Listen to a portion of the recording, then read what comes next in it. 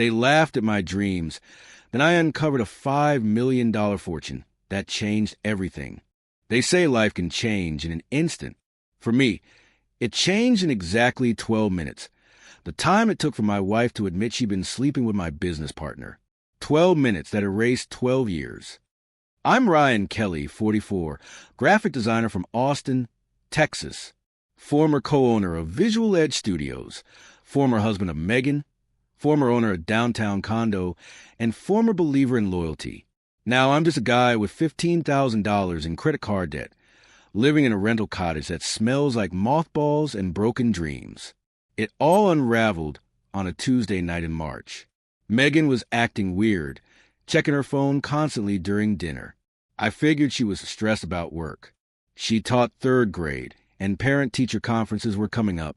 When she finally put the phone down, she looked at me with this expression I'd never seen before, pity mixed with relief. "We need to talk, Ryan." For words that never precede anything good, what followed was a typical affair confession.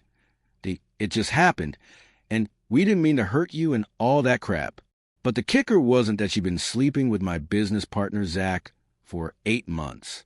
It wasn't even that she wanted a divorce. The real gut punch came when she casually mentioned that my older brother Tim had known about it since Christmas.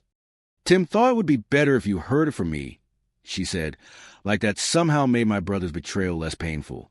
After she left to stay with her sister, I called Tim. His response? "Look, Zach's different league, bro.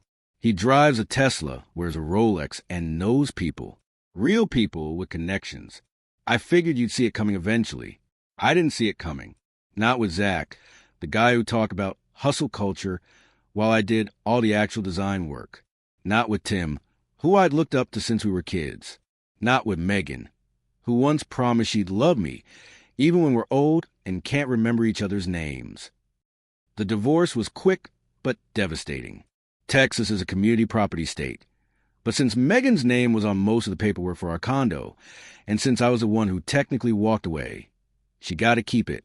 I got my old Ford pickup truck from 1992 that smelled like French fries and regret, a mountain of debt from our investment in Zach's failed app venture, and custody of my vintage video game collection.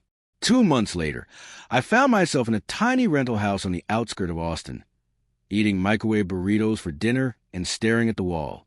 My design clients had mostly sided with Zach, who'd spun some story about me being unstable. My friends were mostly couples who'd been friends with Megan first. Even my favorite coffee shop felt off limits now. Rock Bottom smells like cheap coffee and desperation, in case you were wondering. The only things that gave me any joy were my old Atari 2600 and Nintendo Entertainment System. I'd hook them up and play Pac-Man or Space Invaders until 3 a.m., letting the familiar bleeps and bloops drown out the thoughts in my head. Something about those chunky pixels and simple gameplay brought me back to the summers of my childhood, when problems could be solved by blowing into a cartridge. One night, during a particularly brutal Pac-Man session, I hit pause and did something I'd been avoiding. I created a Reddit account. I'd lurked for years but never posted. That night, fueled by insomnia and Mountain Dew, I typed out everything on our /true off my chest. My wife of 12 years is sleeping with my business partner. My brother knew and said nothing.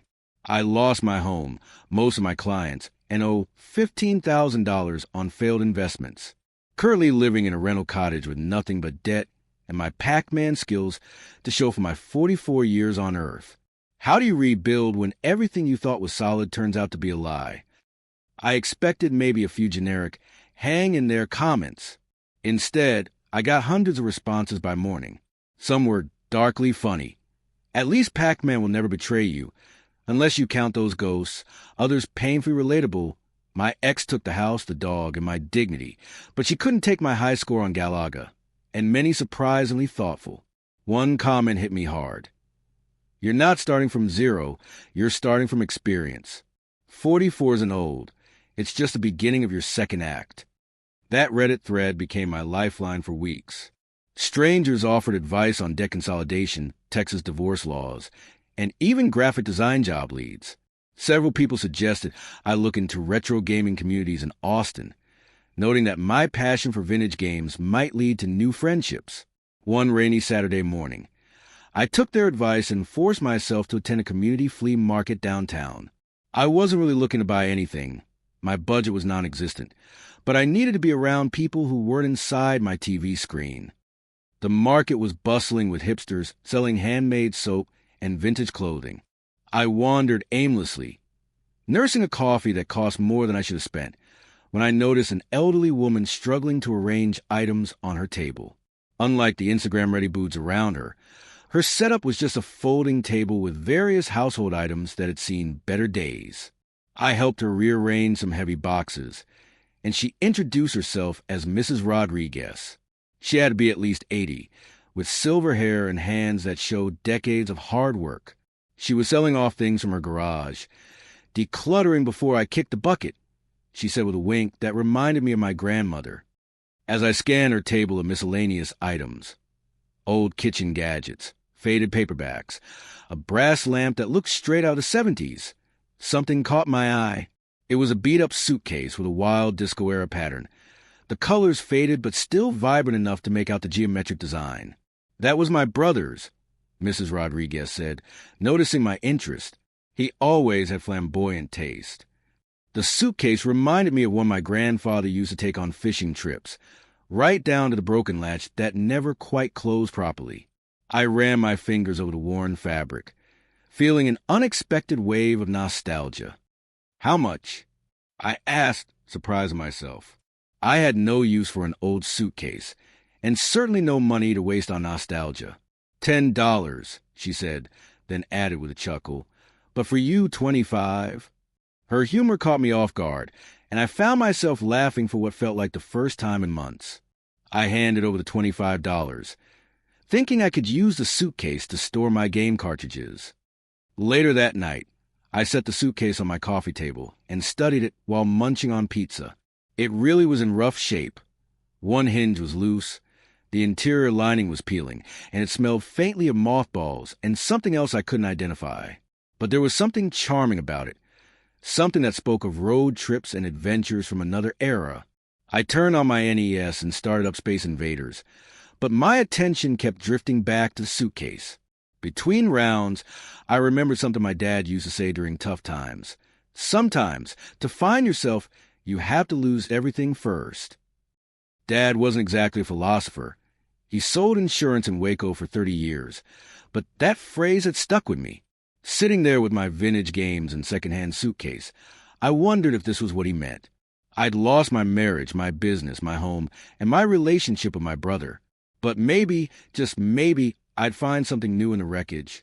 I ran my hand along the suitcase's worn edges, noticing how the lining was coming loose in one corner. The craftsmanship was nothing special, but it had character. Kind of like me, I thought wryly. Maybe there's buried treasure inside. I joked to myself, setting down the game controller, a map to pirate gold or a winning lottery ticket.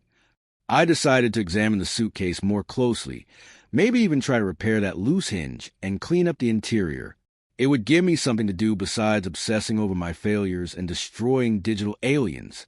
Little did I know that this impulse purchase was about to change everything. But isn't that how the best stories begin? With something small, something almost overlooked, that turns out to be the first domino in a chain reaction that transforms your entire life. As I flipped open the lid and began checking the suitcase's structure, I wondered what stories it might tell if it could talk. Where had it traveled? What had it seen? Who had packed their hopes and dreams inside it? I decided to take it apart completely and see if I could restore it, not because I needed a suitcase, but because I needed a project, something to keep my hands busy and my mind off the ruins of my former life. I had no idea that inside this vintage piece of luggage was a secret that would give me a second chance at everything. Morning came with a shaft of sunlight across my face and a crick in my neck. I'd fallen asleep on the couch with the suitcase still open on the coffee table, surrounded by the disassembled pieces I'd removed during my late-night restoration project. My coffee had gone cold, but my curiosity was still warm. I stretched and resumed my examination of the vintage luggage. The exterior was nothing special, just worn polyester with that disco-era geometric pattern. that screamed 1970s. But as I explored the interior more carefully, I noticed something odd about the lining in one corner. It seemed thicker somehow, like something was behind it. What the heck? I mumbled, gently tugging at the fabric. The aged adhesive gave way easily, revealing a yellowed envelope tucked into the space between the lining and the outer shell. It was sealed and had clearly been there for decades, hidden from view. The handwriting on the front was faded but still legible. For Amelia, from Miguel. I hesitated, feeling like I was intruding on something private. But the suitcase was legally mine now, and the envelope had been concealed, perhaps forgotten. My morning grogginess evaporated instantly as the thrill of discovery took over. Carefully, I opened the envelope. Inside was a folded letter, and what looked like an official document. The certificate was ornately designed, with a company logo that featured a pixelated computer and the words, Tech Trend Innovations. It stated that Miguel Rodriguez was the owner of 1,000 shares of common stock, dated June 15, 1985. The letter was brief but heartfelt. Amelia, this is for our son. I invested everything I had in this company because I believe in the future they're building. The engineers say computers will change everything. Keep these shares safe, no matter what happens. One day, they might be worth something. Always yours, Miguel.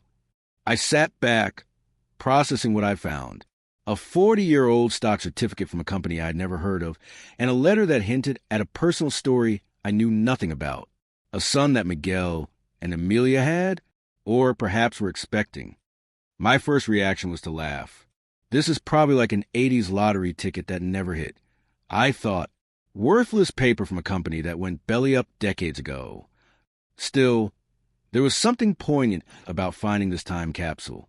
I remember the excitement of the early tech boom, when companies with tech and comp and their names were sprouting up everywhere, promising to revolutionize the world. Most disappeared as quickly as they appeared.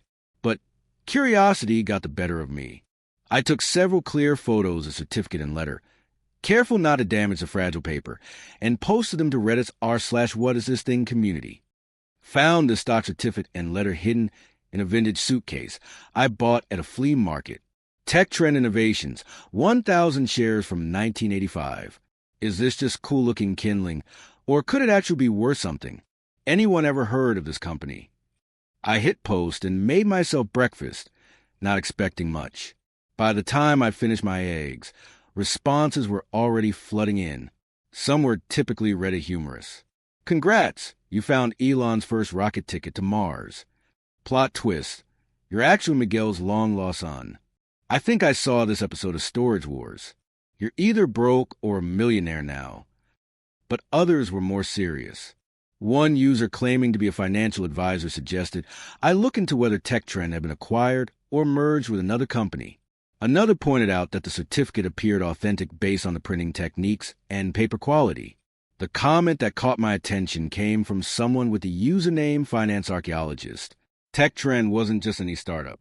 They were developing early graphics processing technology. If memory serves, they were acquired by one of the big tech companies in the early 90s. Those shares might have converted. I talked to a financial advisor ASAP. Not kidding. My heart started racing. Could this actually be worth something? I tried to temper my expectations. Finding valuable stock certificates in old luggage seemed like the plot of a bad movie, not something that happened to unlucky guys like me. Still, I made an appointment with a financial advisor for that afternoon. Marcus Chun had been recommended by several Redditors as someone who specialized in tracking down the value of old investments. His office was in one of those gleaming downtown buildings I usually avoided since the divorce. Too many memories of business lunches with Zach. Marcus was younger than I expected, maybe early 30s, but his office had that calculated professional look designed to inspire confidence. He examined the photos I'd taken with genuine interest, occasionally making notes. Tech Trend Innovations, he mused. Let me run a search on their corporate history. I sat nervously as he typed away, my expectations ping-ponging between complete waste of time and minor curiosity value. What happened next I will never forget. Mr. Kelly, Marcus said, his expression shifting from professional interest to barely contain excitement. Tech was acquired by Megasoft in 1992 for their graphics processing patents.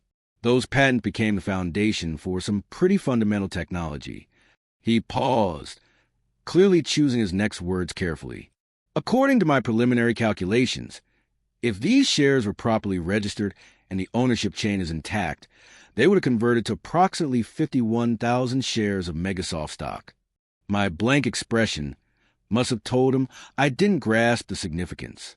Current value, he continued, approximately $5.1 million. The room seemed to tilt sideways. I gripped the arms of my chair, certain I'd misheard. $5 million? I stammered. Marcus nodded, his professional demeanor cracking slightly to reveal genuine amazement. Give or take. There would be taxes and fees, of course, and we need to verify everything. But yes, about $5 million. $5 million. The number bounced around my head like a pinball. That was more money than I'd earned in 3 lifetimes. Enough to pay off my debts, buy a new home, start over completely. Hell, enough to start my own design firm and never work for anyone like Zach again. But as the initial shock wore off, Marcus's expression grew more serious. There's one significant issue we need to address, Mr. Kelly. These shares appear to belong to Miguel Rodriguez or his heirs. The certificate and letter make it clear they were intended for his son. As the current holder of the certificate, you have possession. But establishing legal ownership would be complicated. And just like that, my lottery win fantasy crashed back to earth. Of course there was a catch. There's always a catch. What are my options? I asked, trying to keep my voice steady. Legally speaking, you could attempt to claim ownership based on your purchase of the suitcase and its contents. However, if heirs of Mr. Rodriguez discovered this and challenged you, it could result in lengthy litigation. Marcus paused. Alternatively, you could attempt to locate the rightful heirs and disclose the finding.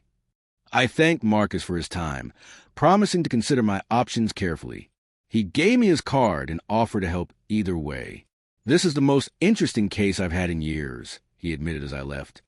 Walking back to my truck, my mind raced. $5 million would solve every problem in my life. I could disappear, move to another state, start fresh. Who would know? The certificate had been hidden away for nearly 4 decades, clearly forgotten. But I couldn't stop thinking about that letter. For our son, Miguel had written, somebody out there might be the rightful owner of this windfall, somebody who might need it as badly as I did. Then I remembered Mrs. Rodriguez, the elderly woman who sold me the suitcase. Could she be related to Miguel? The same last name couldn't be coincidence. She might know who Amelia was, or if there was a son. I found her address on the receipt she'd given me at the flea market and drove to her neighborhood that evening. It was an older area of East Austin that hadn't yet been completely gentrified, with small, well-kept homes dating back to the 1950s. Mrs. Rodriguez answered the door after my second knock. Recognition flickered across her face. "The suitcase, man," she said with a smile. "Did you find treasure inside after all?" If she only knew how accurate that question was. I explained that I was interested in learning more about the suitcase's original owner. Her eyes lit up, and she invited me in for coffee. Her home was modest but immaculate, filled with photographs and mementos from what had clearly been a full life. "That suitcase belonged to my brother Miguel," she confirmed, serving coffee in delicate cups that looked like they were saved for special occasions. He passed away in 1989. Heart attack, only 45 years old. I kept some of his things all these years, but finally decided it was time to let go. Did Miguel have any children? I asked, trying to sound casual. She shook her head. No, that was his great sadness. He and his girlfriend, Amelia, were expecting a baby in the early 80s, but there were complications. They lost a child, and Amelia left shortly after. It broke his heart. He never married. I felt a strange mixture of relief and sadness.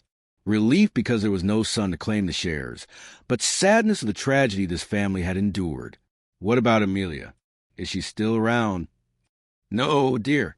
She moved back to Mexico after they split. I heard she passed away some years ago. I nodded, processing this information. No son, no Amelia. The only living relative of Miguel appeared to be his elderly sister sitting across from me, sipping coffee from her good china. I noticed an old television in the corner, a Zenith from the late 70s with rabbit ear antennas and manual dials. It was showing the evening news, but the picture was grainy and covered in static. Your TV's not getting good reception. I observed. She sighed. It's been like that for months. I don't watch much anyway, except for the news and my novellas. Without thinking twice, I offered to take a look. Electronics had always been a hobby of mine, and older TVs were actually easier to troubleshoot than modern ones. 10 minutes later, I had reattached some loose wiring and adjusted the antenna. The picture came in crystal clear. Dios mío, Mrs. Rodriguez exclaimed. You fixed it. The repair shop wanted $120 just to look at it. I waved away her thanks. Nobody deserves to watch the news through snow, I said, especially these days when the news is depressing enough with perfect reception.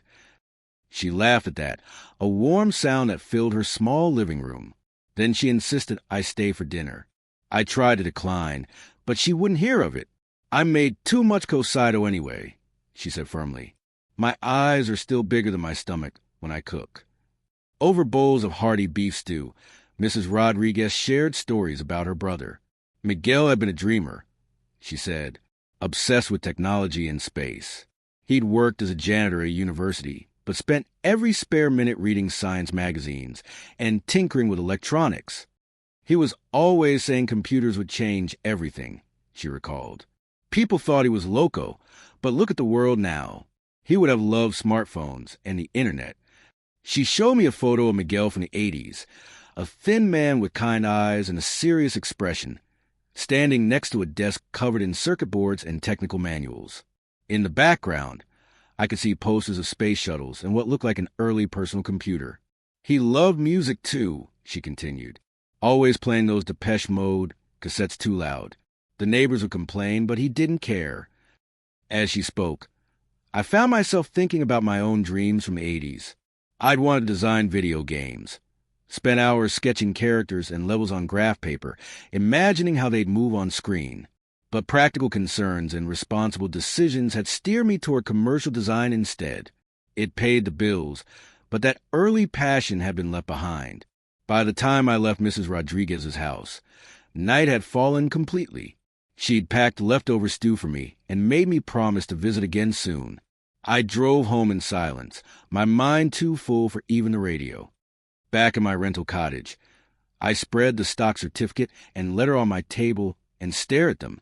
$5 million. A fortune that legally could be mine, but morally belonged to someone else. Mrs. Rodriguez was Miguel's sister. Surely she was his heir. The money should go to her. But a selfish voice in my head argued back. She'd sold the suitcase fair and square. Finders keepers. She didn't even know the certificate existed. What would an 80-year-old woman do with millions anyway? I needed a fresh start after losing everything. I paced around my small living room, the internal debate raging. A phrase from an old movie my father loved kept surfacing in my thoughts. Wealth isn't what you hold, but what you give away. Could I live with myself if I kept this windfall, knowing it rightfully belonged to someone else? Would money gained that way bring any real happiness? Or would it just be another false foundation, like my marriage had turned out to be? As I weighed my options, I realized this wasn't just about money. It was about who I was going to be in this second chapter of my life. The man who took what wasn't his because life had been unfair, or someone else entirely. I spent the entire night wrestling with my conscience. By sunrise, I knew what I had to do. The decision wasn't just about money. It was about who I wanted to be moving forward. The old Ryan might have rationalized keeping the windfall, but this new version of me, shaped by loss and betrayal, wanted to build something better from the ashes. That morning, I drove back to Mrs. Rodriguez's house with the stock certificate and letter. Her surprise at seeing me again quickly turned to shock as I explained what I'd found and what it was worth. Her hands trembled as she held the yellowed paper. $5 million, she whispered, her voice barely audible. "Miguel's stocks are worth that much now?" I nodded, explaining how Marcus had traced the company's history and the current value of the shares. Then I told her that as Miguel's sister and likely heir, the money belonged to her. For a long moment, she just stared at the certificate. Then she looked up at me with watery eyes. "You could have kept this. I would never have known." "Wouldn't have been right," I said simply. She invited me in, made us both coffee, and insisted I sit at her kitchen table while she called her grandson, a lawyer in San Antonio. After a lengthy conversation in rapid Spanish, she hung up and turned to me with a determined expression. "Roberto says we need to complete proper paperwork to transfer the shares," she explained. "He will drive up tomorrow to help." The next day, Roberto arrived, a serious young man in a crisp suit who clearly adored his grandmother. He thoroughly reviewed the situation, made several calls to Marcus Chun, and by evening had drafted the necessary documents. Mrs. Rodriguez signed them with a steady hand, officially transferring ownership of the shares to me. When I protested, she held up her hand to silence me. "You are a good man, Ryan Kelly. Miguel would have approved of you. He always believed in honesty above all else." She patted my hand. "Besides, what would an old woman like me do with millions? Buy more cats." She laughed at her own joke, and I couldn't help but smile. Roberto witnessed the transfer, notarized the documents, and gave me his card in case of future legal issues. When I tried to offer him payment for his services, he waved me off. "Abuela says you fix her TV for free. We're even." I walked out of Mrs. Rodriguez's house, that evening feeling lighter than I had in months. The shares were legally mine now, with documentation to prove it. Marcus had already started the process to convert them to their current value. What I didn't expect was how quickly word would spread. Austin may be growing, but in many ways, it still operates like a small town, especially in the design and tech communities. Someone at Marcus's firm mentioned the story to someone else, who told someone else, and within days, the local rumor mill was churning with increasingly distorted versions of what had happened. I first noticed it when a barista at my regular coffee shop gave me a strange look and whispered something to her coworker. Then a former client emailed asking if it was true that I'd struck it rich. The final confirmation came when I spotted a post in a local Facebook group.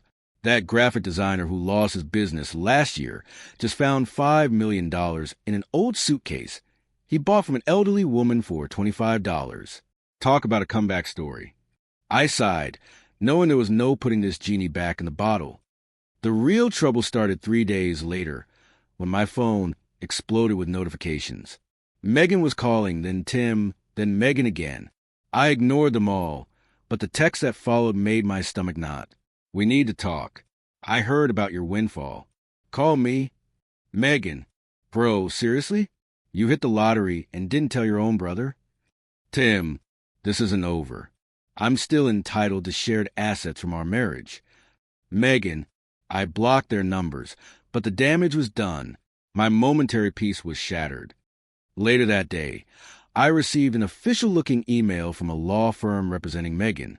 They claimed that since the suitcase was purchased while we were still legally married, it wasn't. The assets inside were subject to community property laws. It was complete nonsense legally, but it still felt like a punch to the gut. The next blow came when Tim filed his own claim, arguing that I'd borrowed money from him during my divorce. I hadn't, and that he was entitled to repayment plus interest from my newfound wealth.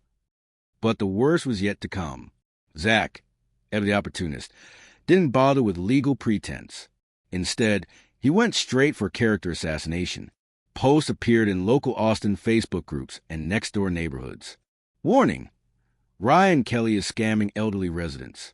He convinced an old woman to sign over valuable stocks worth millions. If he approaches your parents or grandparents, contact authorities immediately. The accusations were completely false, but they spread like wildfire. The story had all the elements people love to share: money, deception, and a vulnerable elderly person. I sat in my rental cottage, staring at these attacks on my character in disbelief. First betrayal, now this. What had I done to deserve any of it? I'd made the ethical choice done the right thing, and somehow that had made me a target all over again. First they take my marriage, then my business, then my reputation. I muttered to the empty room. What's next? In my darkest moment, I did what had become my reflex. I turned to Reddit, this time to r/legal advice. Found valuable stock certificate in a suitcase I bought. Returned to the original owner's sister, who insisted on transferring it back to me legally. Now my ex-wife, brother, and former business partner are coming after me with false claims and spreading rumors that I scammed an elderly woman. What can I do to protect myself? The post garnered hundreds of comments within hours. Many offered practical legal advice about defamation laws and suggested attorneys who specialized in such cases. Others shared similar stories of family members appearing out of nowhere when money was involved. But one comment thread stuck with me. What would you do with the money if these vultures weren't circling? Someone asked. I hadn't really thought beyond the immediate crisis. What would I do with that kind of money? Pay off my debts, obviously. Buy a modest house. But beyond that, a memory surfaced, me at 14, pumping quarters into a Galaga machine at the local arcade, sketching game designs in a notebook between turns. I'd want to create games, build a place where other kids could experience that same magic. Another Redditor chimed in, don't let them steal your second chance, man. Whatever dreams they crushed before, now's your time to make them happen. That comment hit me like a bolt of lightning. I still had the photos from my teenage years. Pictures of me standing proudly next to high-score arcade machines, drawings of the arcade I dreamed of opening someday. Megan had called it a childish fantasy when I'd mentioned it early in our relationship. Tim had laughed it off as a waste of money when I briefly considered it after a windfall freelance project. I dug through a box of old photographs until I found what I was looking for, a faded snapshot from 1987. 15-year-old me with a ridiculous haircut, standing proudly next to a Galaga cabinet, displaying my high score. The arcade's neon signs glowed in the background, bathing everything in that distinctive 80s palette of pink and blue. I remembered the feeling of that place, the freedom, the challenge, the community of fellow gamers. It had been my escape from my parents' constant fighting, from school bullies, from the general awkwardness of being a teenager. As I stared at that old photo, another memory surfaced. My grandfather picking me up from the arcade one night after my parents had a particularly bad fight. Instead of lecturing me about wasting quarters, he'd said something that had stuck with me. If not now, then when? Life's too short to postpone the things that make your soul light up. I hadn't understood the full weight of those words as a teenager. Now, at 44, they hit differently. I tucked the photo into my wallet and fired up my laptop. If Megan, Tim, and Zach wanted to fight, I'd give them one. Not just for the money, but for the chance to finally build something that was truly mine. The next morning, I met with Gabriela Santos, an attorney specialized in defamation cases. She reviewed the Facebook posts, the legal threats, and the transfer documents from Mrs. Rodriguez. The claims from your ex-wife and brother are frivolous, she assured me. The suitcase was purchased after your divorce was finalized, and there's no record of loans from your brother. As for these defamatory posts, she frowned at her screen. Mr. Thomas has made a serious mistake. We have clear evidence of malicious falsehood. I hired her on the spot. That afternoon, Gabriela sent cease and desist letters to Megan, Tim, and Zach. She also contacted Facebook to have a defamatory post removed, citing their clear violation of community standards. Meanwhile, I reached out to Mrs. Rodriguez to warn her about the situation. To my surprise, she was already on top of it. Several neighbors had asked her about the scammer who had taken advantage of her, and she'd set them straight in no uncertain terms. I told them you're the only honest man I've met in decades, she said proudly, and Roberto is preparing a statement to clear your name. That evening, I received a call from a local news reporter wanting to cover the story. Apparently, Mrs. Rodriguez had contacted the station herself, insisting they correct the lies being spread about a good man. I agreed to the interview on the condition that Mrs. Rodriguez would be included to tell her side. 2 days later, we sat together in her living room as a reporter recorded our story. the found certificate, my decision to return it, her insistence on transferring it back, and the baseless attacks that followed. The piece was scheduled to air the following week. In the meantime, Zach's post had been removed from Facebook, and my attorney had filed a formal defamation suit against him. Megan's lawyer had gone oddly quiet after Gabriella sent documentation, proving the timeline of events. Only Tim persisted, texting from new numbers despite being blocked, alternating between demands and attempts at brotherly reconciliation. Through it all, my Reddit community continued to offer support and advice. One user suggested documenting everything for a potential future book deal. The Suitcase Millionaire, a memoir, had a nice ring to it, I had to admit. As the legal proceedings moved forward, I found myself returning to that arcade photo more and more often. The teenage me grinning proudly next to the Galaga machine had no idea what lay ahead.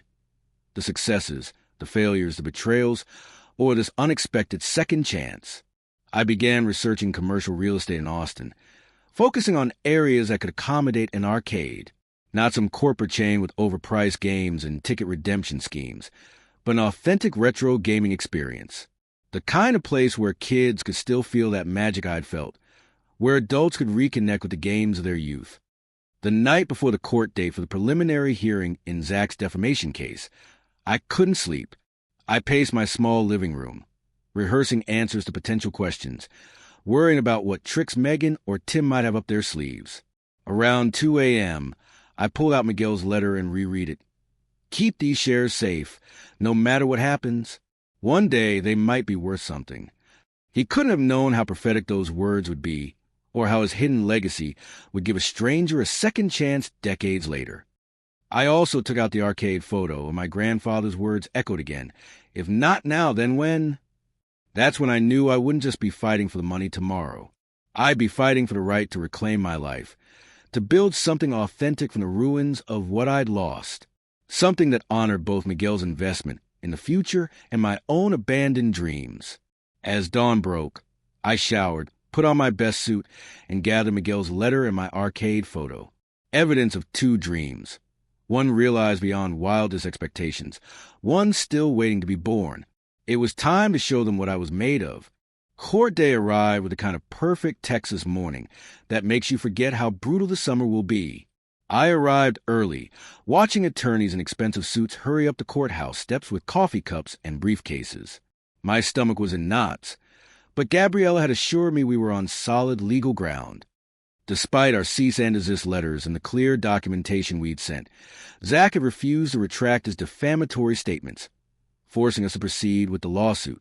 While Megan's lawyer had initially gone quiet after receiving our evidence, they'd ultimately filed a formal response maintaining their claim. Only Tim had doubled down completely, hiring a new attorney who specialized in family financial disputes. My legal team had prepared meticulously, gathering affidavits from Marcus Chun, documentation of the suitcase purchase, and the transfer agreement from Mrs. Rodriguez. The judge had decided to hear all related matters together in one proceeding, which Gabriella said was good for us. The full picture would be clearer. But our secret weapon was Mrs. Rodriguez herself, who had insisted on testifying despite her age and the stress of a courtroom appearance. I've been waiting 84 years to tell someone off in a court of law, she told me with a mischievous grin. Don't rob an old lady of her bucket list moment. The courtroom filled quickly.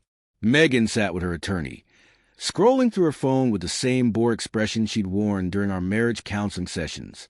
Tim kept trying to catch my eye, alternating between glares and what he probably thought were conciliatory smiles.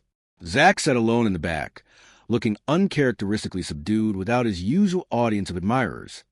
Judge Marissa Wilson was known for her no-nonsense approach and razor-sharp questioning. In her mid-50s with silver-streaked hair and piercing eyes, she commanded respect the moment she entered the courtroom.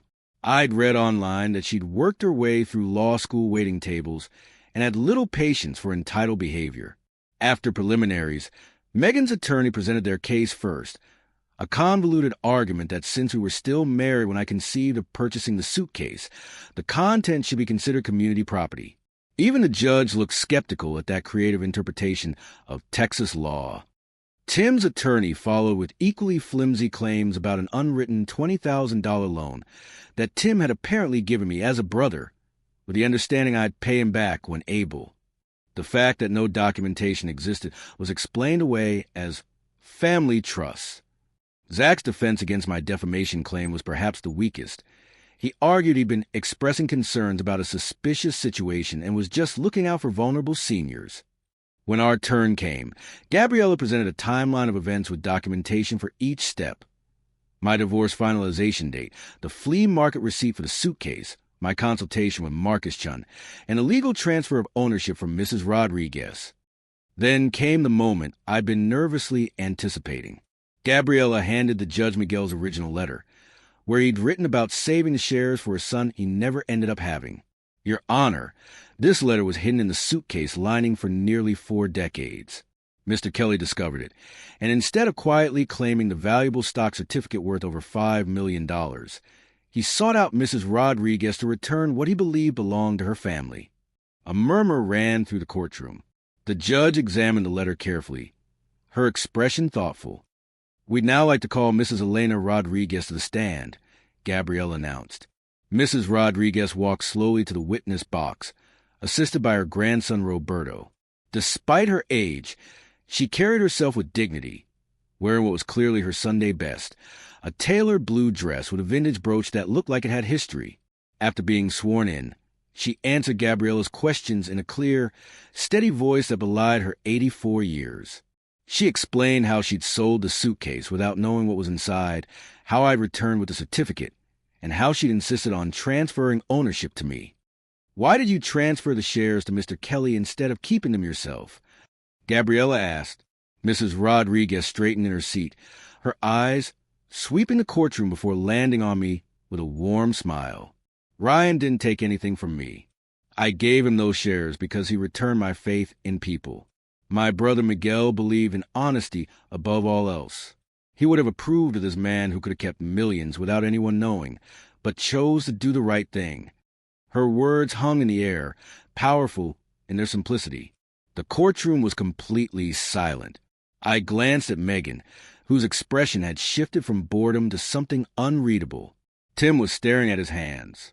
During cross-examination, Megan's attorney tried to suggest Mrs. Rodriguez had been manipulated or confused, a strategy that backfired spectacularly when she fixed him with a steely glare and responded, "Young man, I may be old, but I've forgotten more about reading people than you'll ever know. Now, would you like me to explain again, or can we stop wasting the court's time?" Several spectators failed to suppress their laughter, and even Judge Wilson's mouth twitched slightly. The rest of the proceedings passed in a blur of legal arguments and counter-arguments. Finally, after a brief recess, Judge Wilson delivered her ruling. In the matter of Kelly versus Thomas, I find clear evidence of defamation with malicious intent. Mr. Thomas's statements were demonstrably false and made with reckless disregard for the truth. The court orders damages of $75,000 and a public retraction. Zach's face drained the color. His attorney whispered something to him, but he just sat there, stunned. Regarding the claims of Ms. Kelly and Mr. Kelly against Ryan Kelly, both are dismissed with prejudice. The court finds no legal basis for either claim. The stock certificate and resulting assets are the sole property of Ryan Kelly through legal transfer from Mrs. Rodriguez. Judge Wilson looked directly at Megan and Tim. This court does not look favorably on frivolous claims that waste judicial resources. Consider yourselves fortunate I'm not imposing sanctions. With a final bang of her gavel, it was over. We had won. Completely. The courtroom erupted in whispers and movement. Gabriella squeezed my arm, beaming. Congratulations. Justice doesn't always prevail so cleanly, but today it did. Mrs. Rodriguez was surrounded by well-wishers, holding court like the queen she was. Megan stormed out without looking at me, while Tim lingered uncertainly before following her. Zach slipped out the back, already on his phone, probably trying to do damage control. Outside the courthouse, standing in the brilliant Texas sunshine, I felt an overwhelming wave of emotion, relief, vindication, and a strange sense of gratitude, not just for the money, but for this moment of pure justice. I couldn't help whispering, "Thank you, Miguel," to the clear blue sky. That evening, following Gabriella's advice, I posted a brief update on Reddit, r/best of Redditor updates. Update. Suitcase stop certificate case resolved. Judge ruled in my favor on all counts. Defamation suit successful.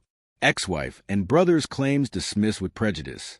The $5.1 million is legally mine. Thank you all for your support through this nightmare. The response was immediate and overwhelming. Within hours, the post had thousands of upvotes and hundreds of comments. The Reddit community that had supported me through this ordeal celebrated like they'd won themselves. Memes began circulating, from suitcase to millions, with various reaction images. One user created a movie poster mock-up with the tagline, "The Luggage Legacy." Sometimes rock bottom has a trapdoor to treasure. The comments range from congratulatory to hilarious. This is straight out of an 80s movie plot.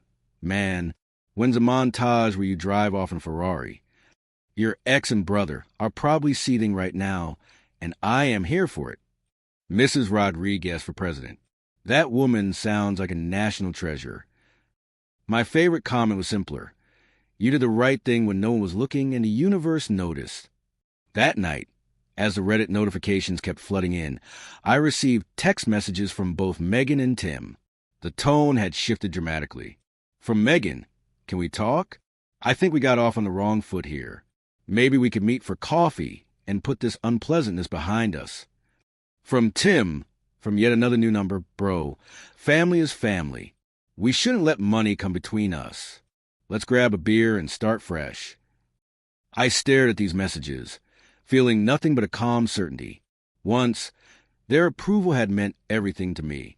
Now, I recognized a hollow sound of opportunism. I blocked both numbers without responding, feeling not anger but release. The local news piece featuring Mrs. Rodriguez and me aired the following evening. The reporter had done a thoughtful job capturing the story, and the comments section overflowed with support. Several older residents came forward with stories about Miguel Rodriguez, remembering him as a computer guy who was ahead of his time. One comment struck me particularly. "My dad always said Miguel was decades ahead of everyone else. He saw the future when we were all still stuck in the present." By the end of the week, Marcus Chun had completed the conversion of the shares, and I found myself sitting in his office, staring at a check for $5,107,842.16 after fees and taxes. The amount was so large it didn't even seem real, just numbers on paper that supposedly could transform my life. "We should discuss investment options," Marcus began, but I was only half listening, thinking instead about what this money really represented. It wasn't just Miguel's foresight or lucky timing. It was a second chance, a reset button on a life that had gone off track, an opportunity not just to recover what I'd lost, but to build something I'd always wanted but never dared pursue. "I'll need some time to think," I told Marcus, carefully tucking the check into my wallet. "But I do know I'll be buying a small commercial property." He raised an eyebrow quizzically. "I'm going to open an arcade," I explained, feeling a smile spread across my face. A real one, with vintage cabinets and new indie games. A place where kids can experience what I did in the 80s, and where adults can reconnect with that feeling. Marcus looked momentarily surprised, then nodded appreciatively. "That sounds like a passion project. Those often make the best investments, financially and emotionally." Driving back to my rental cottage with a check worth more than $5 million in my wallet felt surreal.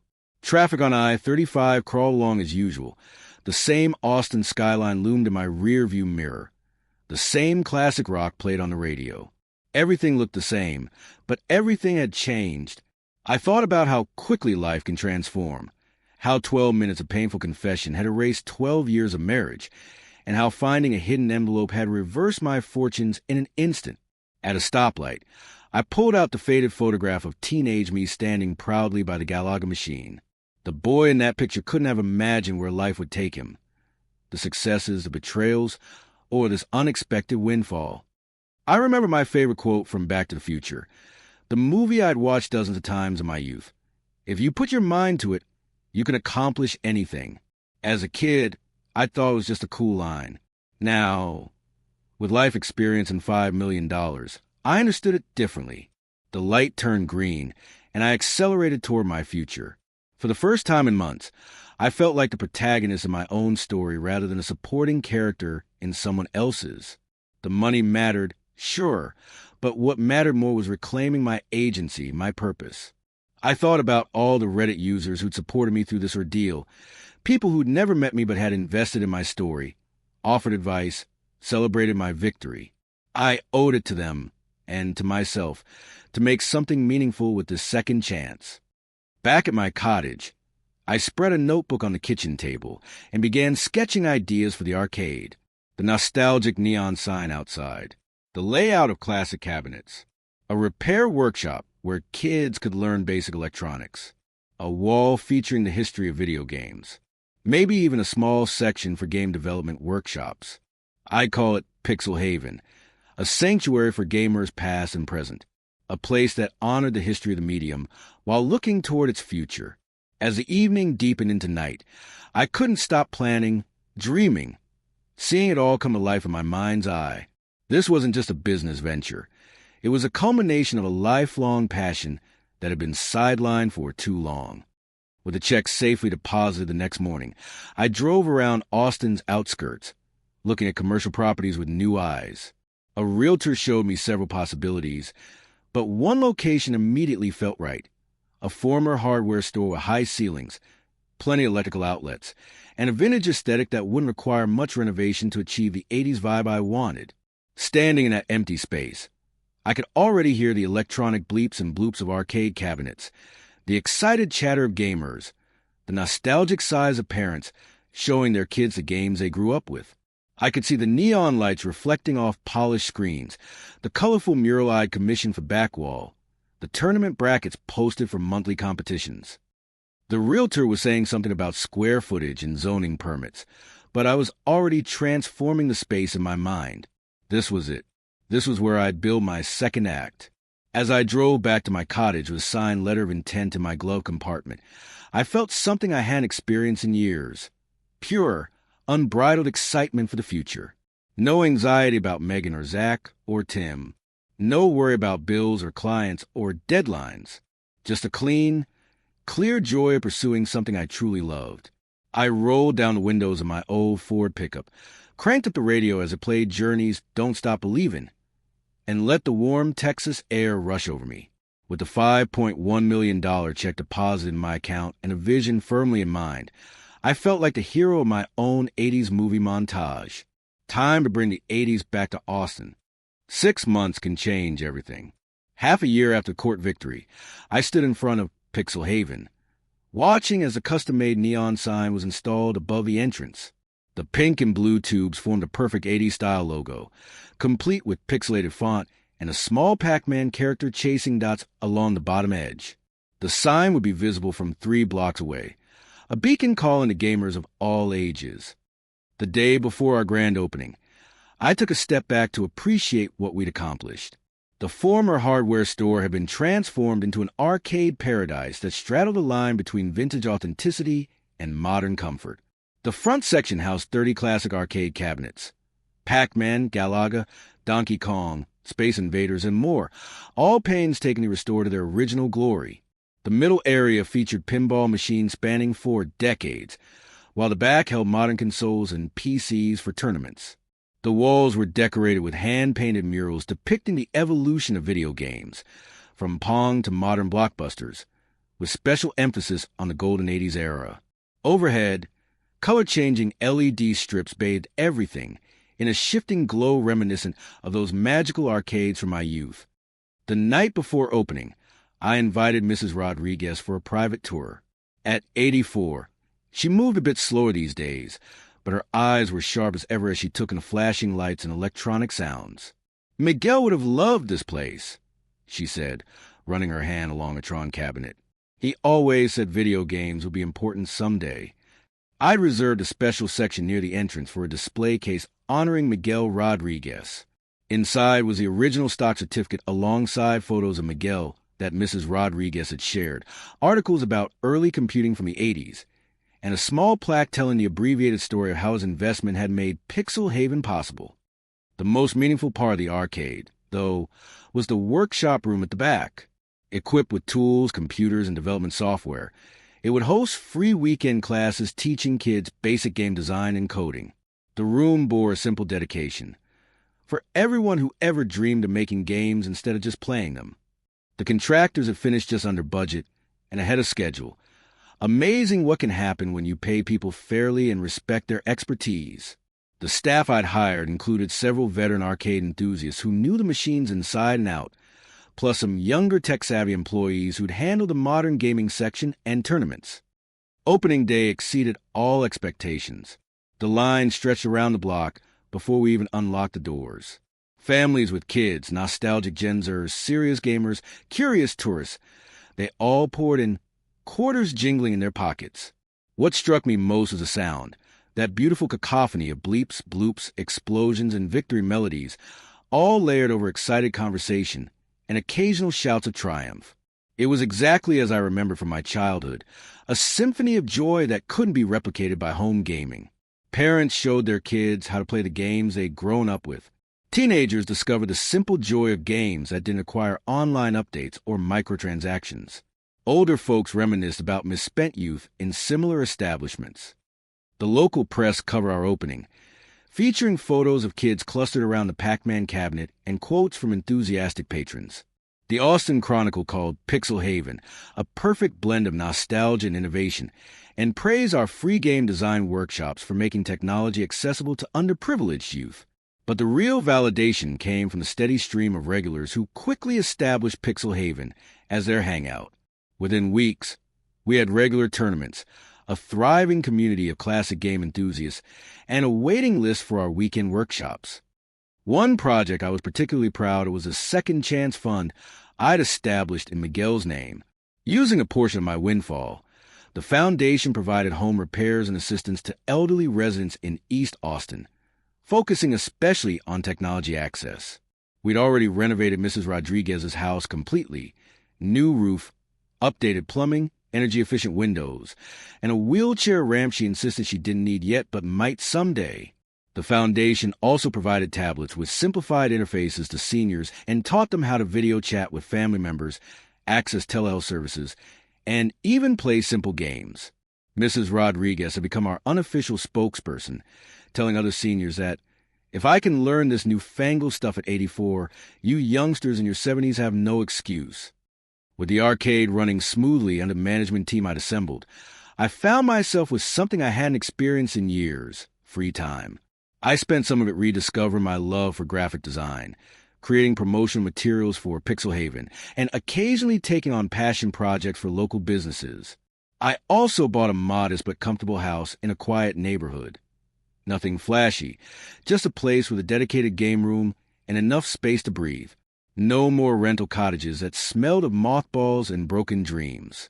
Marcus Chun helped me invest the remainder of my windfall wisely, ensuring I'd have financial security regardless of how the arcade performed.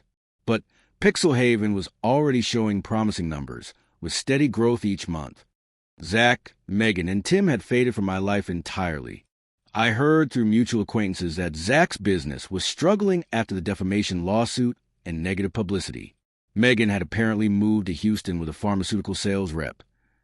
Tim had tried to friend me on various social media platforms, but I maintained my distance, preferring to focus on the positive relationships in my new life. One evening, about 3 months after opening, I was testing a refurbished Galaga machine that had been giving us trouble. The arcade was closed, the lights were dimmed except for the glowing cabinets, and I had the place to myself. As I racked up a respectable score, muscle memory returning from decades ago, I reflected on the strange journey that had brought me here. From betrayal and rock bottom to unexpected fortune, and a dream fulfilled. It seemed almost too perfect, like the plot of one of those 80s movies I'd loved as a kid. The universe rarely works out so neatly, yet here I was, surrounded by the physical manifestation of my childhood dream.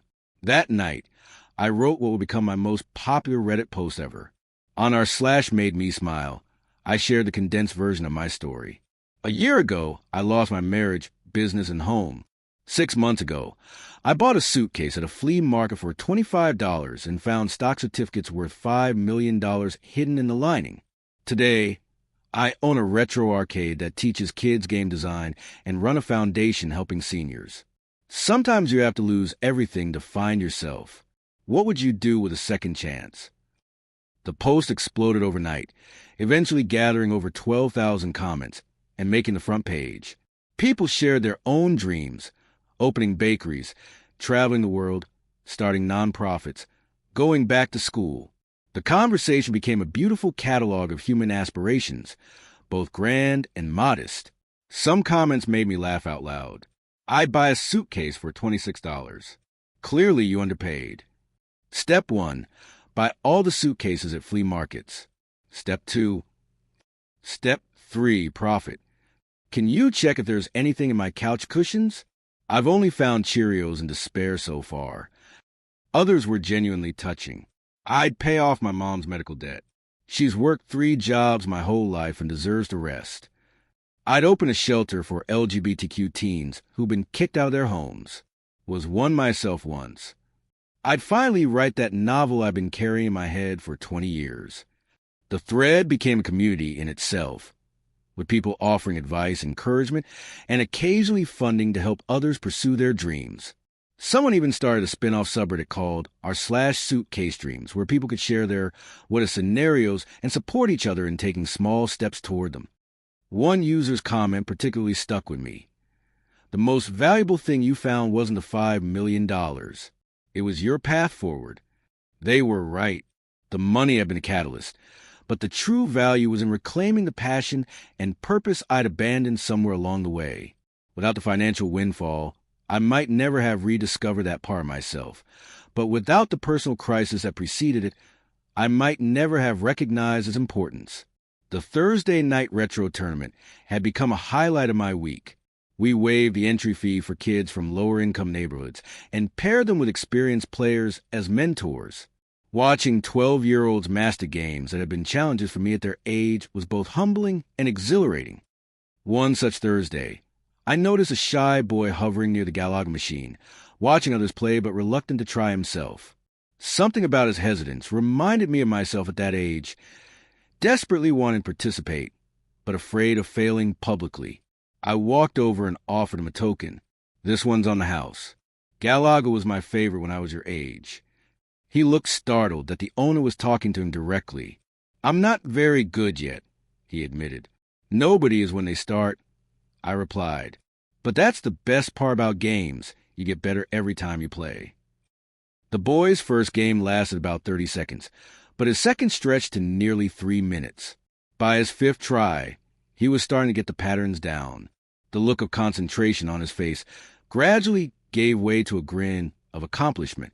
I recognized that expression, the exact moment when challenge transforms into joy.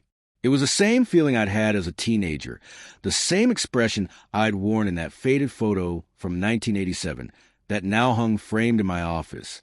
Later that night, after the tournament ended and the last customers left, I found myself alone with the Galaga machine again.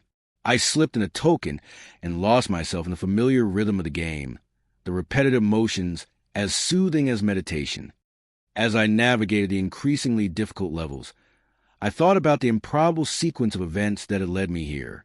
If Megan hadn't betrayed me, if I hadn't hit rock bottom, if I hadn't needed that Reddit community for support, if I hadn't helped Mrs. Rodriguez with her boxes, if Miguel hadn't invested in that obscure tech company decades ago, remove any one of those links and I wouldn't be standing here. My grandfather's voice echoed in my memory, along with saying he was fond of repeating, "Life is like a game of Pac-Man. Keep moving forward, gobble up the good stuff, and don't look back because what's chasing you will catch up if you stop." As a kid, I thought he was just being silly. Now I recognize the wisdom in those words. When my last ship exploded on the screen, I stepped back from the cabinet with a sense of contentment that had nothing to do with my score. The neon lights and the arcade signs reflected off the polished machines, creating a kaleidoscope of colors that seemed to pulse with life. This place, this dream made real, wasn't just about recapturing my past. It was about creating something new from the fragments of what had been lost. The suitcase had given me more than money. It had given me perspective. I walked through my arcade, straightening a poster here, wiping a smudge from a screen there, appreciating every flashing light and electronic sound. The sign above the entrance would be visible from outside, a beacon of color and nostalgia in the Austin night. Tomorrow would bring another day of tournaments, classes, repairs, and business decisions. But tonight, in the quiet glow of these machines, I felt a peace I hadn't known in years. Sometimes you have to lose everything to find what really matters. Sometimes second chances come in unexpected packages, like a worn-out suitcase with broken latch and a disco-era pattern that nobody wanted. As I switched off the main lights, leaving just the glow of the standby screens and exit signs, I smiled to myself. Miguel Rodriguez had invested in the future 40 years ago, never knowing exactly how that investment would pay off. In my own way, I was doing the same, investing in memories, in community, in dreams. And that, more than any financial windfall, was the real fortune.